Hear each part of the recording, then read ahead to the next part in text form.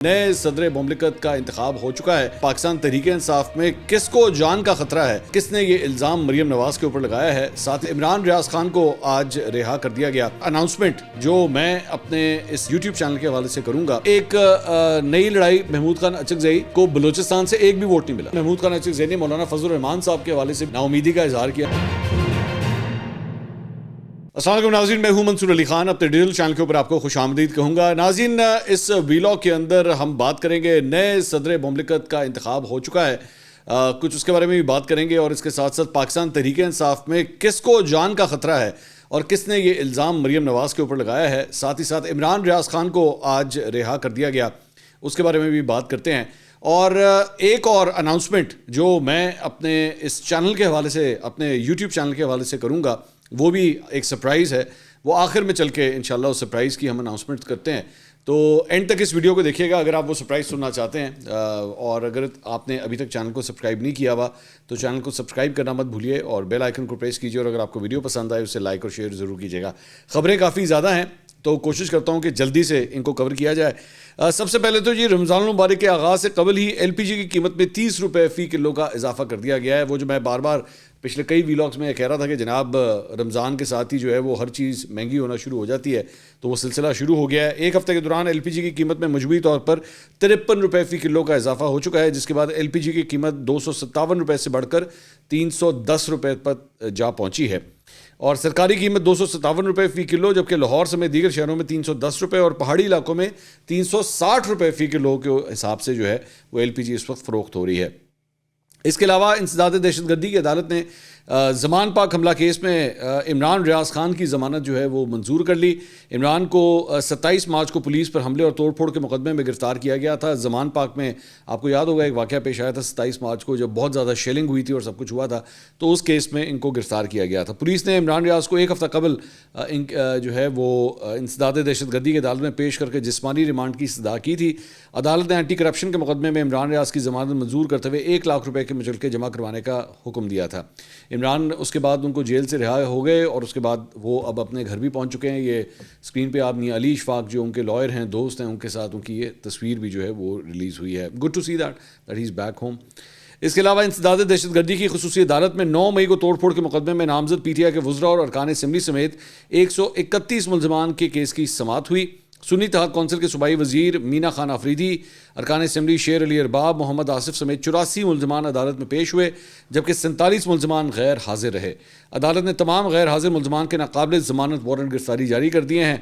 تھانہ خان رزاق شہید کے ایس ایچ او عدالتی حکم کی تعمیل کریں، عدالت نے کہا، اور متعلقہ ایس ایچ او تمام غیر حاضر ملزمان کو اگلی سماعت پر پیش کریں۔ بعد میں اس مقدمے کی سماعت جو ہے وہ 21 مارچ تک ملتوی کر دی گئی۔ اچھا جی، اب آ جائیں ایک نئی لڑائی، ایک نئی تو نہیں ہے، پرانی اب ہونا شروع ہو گئی ہے، 1-2 دن ہو چکے ہیں اس بات کو، اور وہ ہے جناب شاندانہ گلزار صاحبہ۔ شاندانہ گلزار صاحبہ پاکستان تحریک انصاف سے تعلق رکھتی ہیں، اب ٹیکنیکلی اسپیکنگ سنی اتحاد کونسل سے تعلق رکھتی ہیں۔ انہوں نے الزام لگایا تھا ایک ٹویٹ کے ذریعے مریم نواز کے اوپر کہ ان کے اوپر قتل کا الزام جو ہے وہ لگا دیا گیا تھا، تو عظمہ بخاری صاحبہ نے اس کے جواب میں اس وقت یہ کہا تھا کہ جی میں انہیں کورٹ میں لے کے جاؤں گی، ان کے خلاف قانونی کارروائی کروں گی۔ تو میڈیا سے گفتگو کرتے ہوئے شاندانہ گلزار، انہوں نے کہا جی شاندانہ گلزار صاحبہ کو آج کل گفتگو کرنے کا بہت شوق ہے، انہیں ریلیف دینے کے لیے آؤٹ آف دا وے جانا پڑا۔ شاندانہ گلزار نے وزیر اعلیٰ مریم نواز پر بے معنی اور لغو الزام لگایا ہے۔ شاندانہ گلزار کے خلاف ایف آئی اے میں شکایت درج کرا دی گئی ہے۔ شاندانہ گلزار صاحبہ اب آپ کو تحقیقات میں پیش ہونا ہے، ثبوت پیش کرنے ہوں گے۔ شاندانہ گلزار کو عورت کارڈ استعمال کرنے نہیں دیں گے، ان کے پاس جو آڈیو ہے وہ دیں، اس کا فورنزک کرایا جائے گا۔ میں پی ٹی آئی والوں کو سیاسی گدھ کہتی ہوں، ان کو لاشیں اکٹھی کرنے اور بیچنے کا شوق ہے۔ ذل الہی زمان پاک میں ٹانگ پر ٹانگ رکھ کر بڑے بڑے لوگوں کو ملتے تھے، جب آپ سے ثبوت مانگتے تھے تو سیاسی انتقام کا جھنڈا لے کر باہر نکل آتے ہیں۔ میں سب سے زیادہ آزادی اظہار رائے کی حامی ہوں، پوری دنیا میں دوسروں کے پاس بھی اظہار رائے کی آزادی ہے۔ یہ نہیں ہو سکتا کہ آپ سوشل میڈیا پر کسی کی تصدیق کر دیں یا قتل کا الزام لگا دیں۔ ان کا 2018 میں غلطی سے جیک پاٹ لگ گیا تھا، یہ اگر پرامن احتجاج کریں گے تو سر آنکھوں پر۔ اچھا جی، اس کے بعد ہوا یہ کہ آج صبح یہ خبر آ گئی کہ ایف آئی اے نے جو ہے وہ شاندانہ گلزار صاحبہ کو نوٹس جاری کر دیا اور ان کو بلا لیا گیا ہے۔ شندانہ گلزار صاحبہ پہ الزام ہے کہ جی ریاستی حکام کے خلاف اشتعال انگیز اور عوام کو اکسانے کی مہم انہوں نے چلائی ہے، اور اس پہ 14 مارچ کو جو ہے ان کو طلب کر لیا، یعنی اگلے ہفتے ان کو بلا لیا گیا ہے، اور ایف آئی اے کے نوٹس میں کہا گیا ہے کہ جی اگر شندانہ گلزار صاحبہ حاضر نہ ہوئی تو تصور کیا جائے گا کہ ان کے پاس اپنے دفاع میں کہنے کو کچھ نہیں ہے۔ ایف آئی اے نے شعیب مرزا کی تحریری شکایت پر شندانہ گلزار کو یہ نوٹس جاری کیا ہے، اور 14 مارچ کو ان کو F I A cyber crime reporting centre Lahore میں پیش ہونے کا حکم جاری کیا گیا ہے۔ ایکچولی ان کو جو نوٹس جاری ہوا وہ انہوں نے خود شندانہ گلزار صاحبہ نے ٹویٹ کیا، اور ٹویٹ کر کے لکھا کہ تھینک یو فارم 47 والاس، اور صرف اتنا انہوں نے کیا۔ اب اس کا ہوگا کیا؟ موسٹ پرابلی یا تو شندانہ گلزار صاحبہ پیش ہو جائیں گی، جس کا ایکچولی مجھے کم چانس لگتا ہے، مجھے زیادہ لگتا ہے کہ وہ اس کو چیلنج کر دیں گی، اس نوٹس کو کورٹ میں جا کے چیلنج کر دیں گی کہ جی دیکھیں یہ مجھے غلط طلب کیا جا رہا ہے، تو ایف آئی اے کو روکا جائے۔ اور پھر عام طور پہ اس طرح کے کیسز میں عدالت جو ہے وہ ریسٹرین کروا دیتی ہے اس ایجنسی کو، اور مزید کارروائی ہوتی نہیں، جبکہ میری نظر میں ویسے ہونی چاہیے۔ شندانہ گلزار صاحبہ کے پاس اگر ثبوت ہیں تو وہ ڈیفینیٹلی ثبوت لے آئیں، اور ایف آئی اے کی جو انکوائری ہے وہ ادھر ہی کوش ہو جائے گی۔ تو میرا خیال میں اس قسم کے نوٹسز کا جو ہے نا وہ اگر تو الزامات کے حوالے سے آپ کے پاس پروف ہے تو go and show those proofs. Maryam Nawaz نے اگر کوئی اس قسم کی بات کی ہے تو ڈیفینیٹلی ان کو قانون کی گرفت میں ہونا چاہیے۔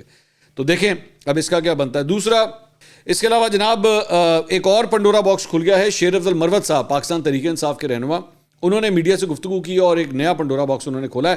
انہوں نے کہا میں میڈیا کے ذریعے ایک انفارمیشن شیئر کر رہا ہوں، ہمارے ایک ساتھی ایم این اے تحریک انصاف کے، انہوں نے کچھ شواہد فراہم کیے ہیں اور وہ کریڈیبل شواہد ہیں قانون کی نظر میں ان شواہد کی بنیاد پر آپ کو بتانا چاہتا ہوں کہ پاکستان کی ایک سیاسی شخصیت نے انڈیا کے ایک شخص جندال کے ذریعے پہلے ساؤتھ افریقہ میں اور اس کے بعد دبئی میں کانٹریکٹ اسیسنز ہائر کیے ہیں، اور وہ شواہد یہ سجیسٹ کرتی ہیں کہ اسیسنیشن کا ٹارگٹ میرا دیا یعنی کہ ان کو اسیسن کرنے کا کہا گیا ہے۔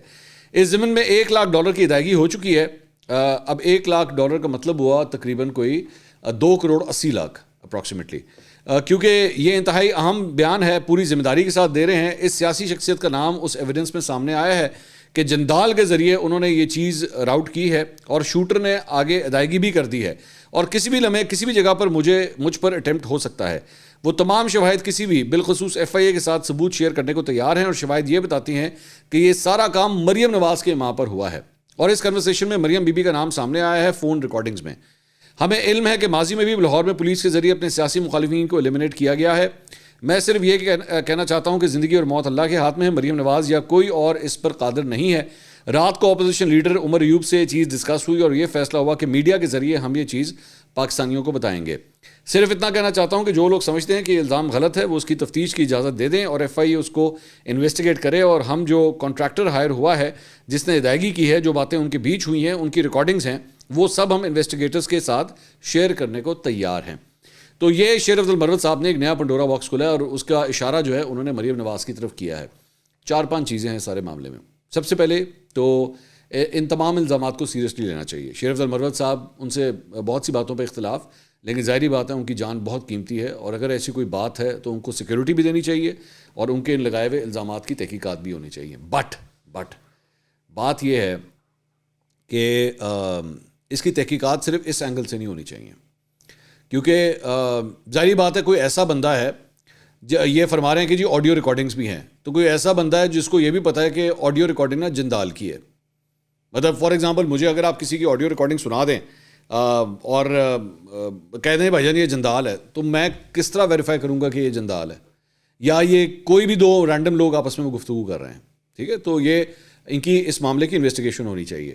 دوسری بات یہ کہ 2 رینڈم آدمی محمد پرویز اور محمد بھوٹا آپس میں گفتگو کر رہے ہیں، اور وہ دنیا جہان کی باتیں کرتے رہے آپس میں، انو قتل کر دینا چاہیے، عہدے پیسے انو دے دے، جبکہ ان کا کسی معاملے کے ساتھ کوئی لینا دینا نہ ہو، تو دیٹ ڈز ناٹ مین کہ آپ کے اگینسٹ کوئی کنسپریسی جو ہے وہ تیار ہوئی۔ آڈیو ریکارڈنگ کس نے کی ہے؟ سب سے امپورٹنٹ بات یہ بھی ہے کہ آڈیو ریکارڈنگ کرنے والا کون ہے کہ جو ان 2 لوگوں کی آڈیو ریکارڈنگز کرنے تک پہنچ گیا، ایک بات۔ اور سب سے پہلے اگر کیا وہ اوتھینٹک ہے، اور وہ کیا مطلب مریم نواز کا اس سارے معاملے سے لنک آپ جوڑ پائیں گے؟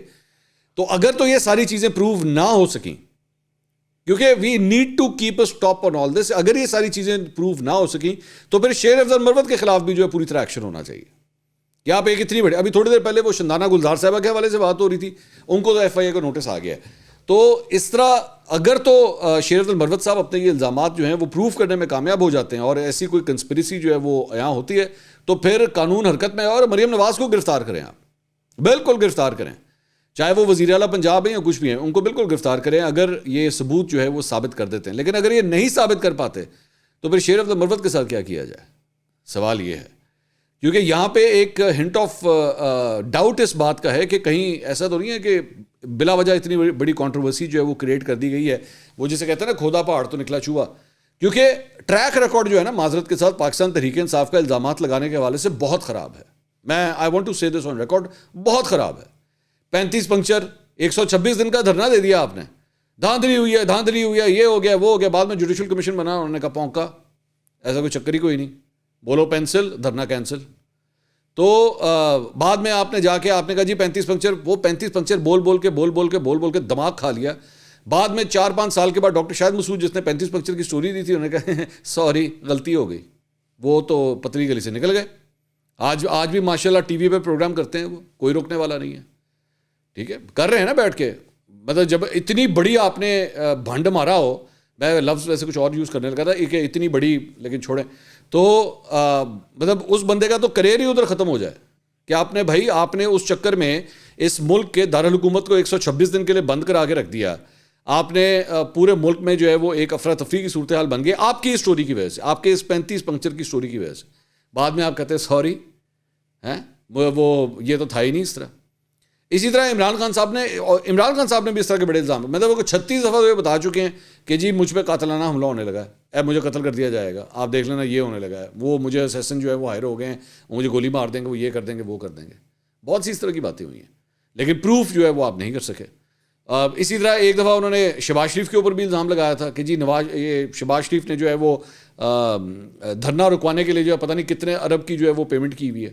کوئی پروف نہیں ہو سکا، وہ معاملہ آج تک چل رہا ہے. نجم سیٹھی کے حوالے سے پتہ نہیں خان صاحب کیا کیا کچھ بولتے رہے، وہ معاملہ کورٹ میں آج تک چل رہا ہے. تو الزامات کی ایک پوری لائن ہے آپ کے جماعت کے لیڈرز کی طرف سے. لیکن میں پھر بھی کہوں گا کہ شیر افضل مروت صاحب کو پھر بھی سیکیورٹی دینی چاہیے، ان کا خیال رکھنا چاہیے. اور لیکن انویسٹیگیشن پھر پوری ہو، پھر یہ مطلب یہ نہیں ہو سکتا کہ آپ یہ پنڈورا باکس کھول دیں اور بعد میں کہ جی سوری ٹاٹا بائے بائے خداحافظ، اچھا نہیں ہے چلو ٹھیک ہے اوکے. نہیں، انج نہیں، پھر بعد یہ منطقی انجام تک پہنچنا چاہیے معاملہ. اس کے علاوہ شیر افضل مروت صاحب جو ہے وہ شاہ زیب خانزادہ کے شو میں تھے عارف الوی صاحب کے حوالے سے، کیونکہ عارف الوی صاحب کو الوداعی گارڈ آف آنر بھی دے دیا گیا. انہوں نے کہا جی عارف الوی کے جانے سے پارٹی کو کوئی فرق نہیں پڑے گا، جس وقت ہمیں ان کی ضرورت تھی انہوں نے اپنا کردار ادا نہیں کیا. ہم حکومت اور اسٹیبلشمنٹ کے درمیان دراڑ پڑنے کا انتظار نہیں کریں گے. اب ہم چاہتے ہیں کہ سیاسی قوتوں کے درمیان مفاہمت ہو. ایک پارٹی برسر اقتدار آ کر دوسرے کو تختہ مشق بناتی ہے، اس عمل کا خاتمہ ہونا چاہیے. انتقام کے چکر میں بہت زیادتیاں ہو گئیں. اسٹیبلشمنٹ سے تعلق اب بھی وہیں کھڑا ہے جہاں 9 مئی کی رات کو کھڑا تھا. پی ٹی آئی نے کبھی یہ نہیں کہا کہ سیاسی قوتوں سے بات نہیں ہو سکتی، مگر بات چیت کے ایجنڈے پر اختلاف ہے.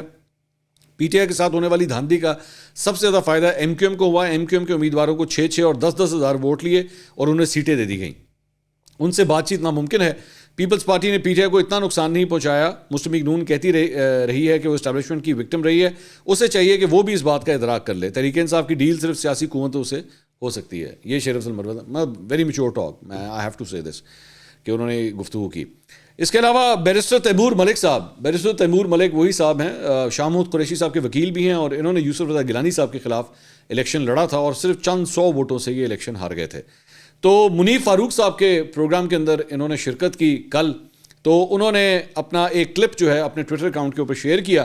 تو انہوں نے کہا کہ آئین ہمیں اجازت دیتا ہے کہ ہم پرامن احتجاج کریں، لیکن یہاں وہ 6 کاروں کو ایک ساتھ چلنے نہیں دیتے.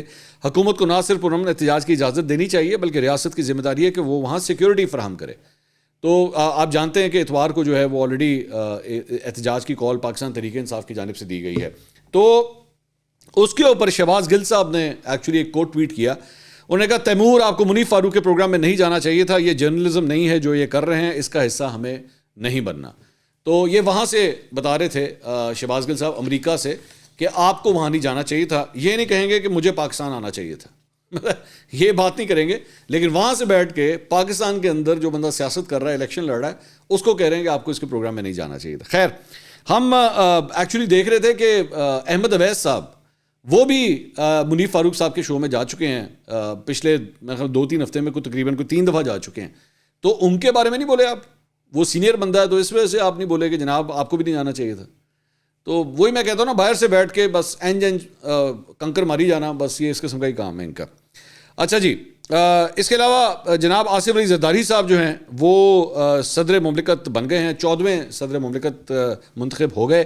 مجموعی طور پر 411 الیکٹورل ووٹس انہیں ملے. محمود خان اچکزئی کو 181 ووٹ ملے. حیرانگی کی بات یہ ہے کہ محمود خان اچکزئی کو بلوچستان سے ایک بھی ووٹ نہیں ملا, ایک بھی ووٹ نہیں ملا. اور مطلب انہوں نے بلکہ بعد میں محمود خان اچکزئی نے مولانا فضل الرحمان صاحب کے حوالے سے بھی جو ہے وہ بڑی نا امیدی کا اظہار کیا کہ وہ شاید سو گئے ہوں گے, انہوں نے ووٹ نہیں آئے, JUIF نے ووٹ ہی نہیں ڈالا.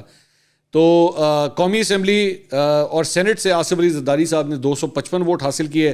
پنجاب, بلوچستان اور سندھ تینوں اسمبلیوں سے جو ہے وہ آصف علی زرداری صاحب نے لیڈ کیا, جبکہ محمود خان اچکزئی جو ہیں وہ خیبر پختونخوا کی صرف اسمبلی سے جیتنے میں کامیاب ہوئے.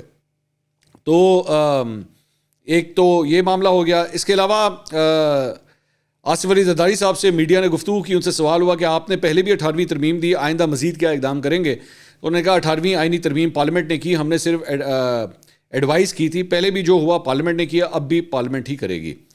تو اس کے علاوہ جناب ایک رپورٹ سامنے آئی ہے, بڑی انٹرسٹنگ رپورٹ ہے, وہ ذرا میں آپ کے ساتھ شیئر کرنا چاہوں گا.